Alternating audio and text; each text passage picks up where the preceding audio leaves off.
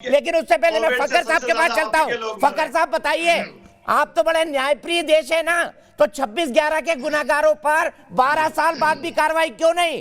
क्यों मुकदमे चलते हैं, डेट पे डेट पड़ती रहती है, आज तक कोई लॉजिकल कंक्लूजन नहीं? क्यों पब्लिक प्रोसिक्यूटर को मार दिया जाता है जब उज्ज्वल निकाम साहब आपसे मिलके आते हैं? क्यों आपके इंटीरियर मिनिस्टर को कहना पड़ता है कि हाँ 26/11 हमने कराया था वर्ल्ड वाइड प्रेस कॉन्फ्रेंस करके? बोलिए।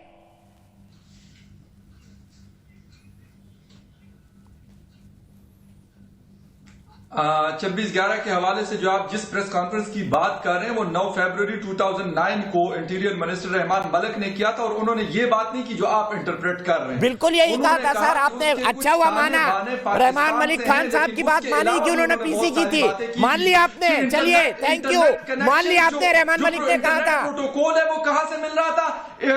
रशिया से, अमेरिका से, स्पेन से, इन कंट्रीज से हुआ था। दीपक देखिए, बात अगर करेंगे ना आपको फखर साहब लंबे लंबे डोसियर दिए आपको, हजारों पेजेस के।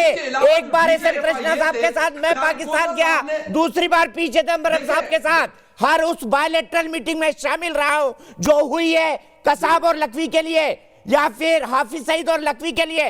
क्या क्या बोलते थे आपके लोग, मुझे पता नहीं है। क्या झूठ बोल रहे हैं आप नेशनल टीवी पर?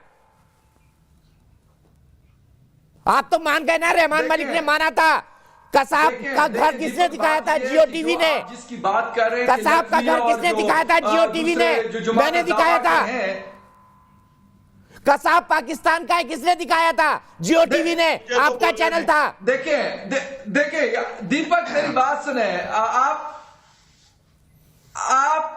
आप जितना मर्जी मतलब चिल्ला ले, उससे कोई फायदा नहीं है। बात अगर आप करेंगे टू द पॉइंट और मैं भी करूंगा तो शायद कोई कंक्लूजन निकल आएगा, अदरवाइज कुछ भी नहीं होगा। बख्शी साहब जैसे जो हमारे बड़े सीनियर हैं तो वो भी धमकियां दे कि पाकिस्तान को खत्म कर देंगे। इससे मसले नहीं सॉर्ट आउट होते। देखिए, फिक्स एंड फिगर के ऊपर अगर हम बात करेंगे तो ज्यादा बेहतर होगा। ये आप लोगों ने बात की कि आप जिसको आपने बिठाया हुआ पैनलिस्ट, उनका मुझे नाम नहीं आता, कि वो कह रहे कि मैं पाकिस्तान आया था। पाकिस्तान से भी बहुत सारे लोग आए थे।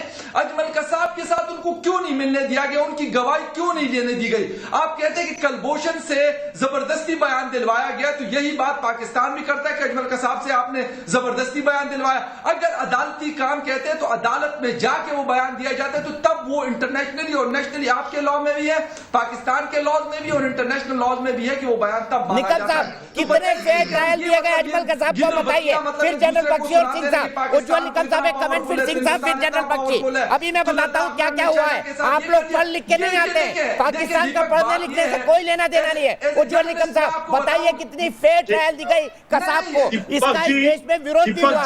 ये कहा गया कि चौराहे पे गोली मार दी जाए उसको। दीपक जी, इनको पता नहीं है। भाई साहब जरा मेरा सुन लीजिए। अभी बहुत अच्छी चीज। भाई साहब जरा मेरा सुन लीजिए, मैं क्या बात कह रहा हूँ। अरे भाई पहले सुन लीजिए हमारा, हम क्या कह रहे हैं। देखिए भाई साहब, दुनिया में, पूरे दुनिया में ये पहला वक्त ऐसा होगा कि जो लाइव टेररिस्ट के खिलाफ जो ट्रायल चली वो ओपन ट्रायल चली। हमने मीडिया को, पूरी इंटरनेशनल मीडिया को कोर्ट में बैठाया था। कसाब के लिए 2 एडवोकेट गवर्नमेंट ने अपॉइंट किए थे। ओपन ट्रायल थी। मीडिया, हर कोई फॉरेन कंट्री का मीडिया का रिप्रेजेंटेटिव था। और इतना ही नहीं तो अजमल कसाब का इकबाली बयान पे हम नहीं डिपेंडेंट है। हमारे पास ऐसे संगीन सबूत जो मिले, जो आपके आका लोग कराची से कंट्रोल रूम से आदेश दे रहे थे ना, उसको हमने इंटरसेप्ट किया। और वो इंटरसेप्ट करने के बाद ये बात एफबीआई ने मान ली, हमने नहीं मानी। मैंने एफबीआई के 2 एजेंट एग्जामिन किए बंबई के कोर्ट में। आपको कुछ पता नहीं है? आप जरा होमवर्क कीजिए। विदाउट होमवर्क चैनल पे मत आइए, पैनल डिस्कशन में मत आइए। या हर कोई बंदा का होमवर्क है। और हमने एफबीआई के एजेंट को बंबई के कोर्ट में एग्जामिन किया। नहीं, विदाउट होमवर्क नहीं, पूरा दिन। अरे जरा सुन लीजिए ना, सुनने के बाद आप जवाब दीजिए। वो कहानी आप ना सुनाए, अपना प्रोपेगेंडा रखे अपने पास, मुझे ये ना बताएं। अरे भैया, तुमको सुनने में कोई तकलीफ है क्या? बकते रहोगे। उज्ज्वल निकम जी को पूरा करने दीजिए, उसके बाद आपके पास आऊंगा।